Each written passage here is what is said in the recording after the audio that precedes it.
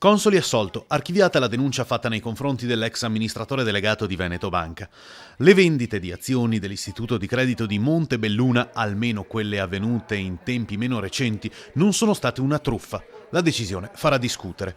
Il giudice per le indagini preliminari di Padova, Mariella Fino, ha firmato un'ordinanza che per la prima volta fissa dei paletti non soltanto sulle possibili responsabilità avute dagli ex vertici della banca, ma anche sui termini di prescrizione e sulle chance di rivalsa dei soci che hanno visto andare in fumo tutto quello che avevano risparmiato.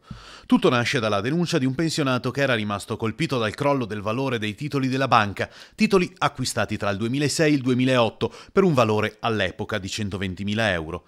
Due i principi alla base della decisione del GIP. Il primo riguarda la prescrizione. Il reato, qualora ci fosse stato, sarebbe stato compiuto al momento della sottoscrizione delle azioni e non quando i titoli sono diventati incedibili.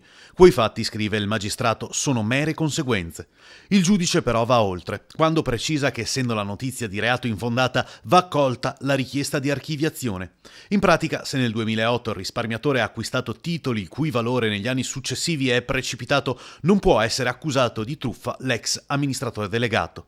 Ora si teme che questa ordinanza sia una sorta di apripista per altre decisioni simili.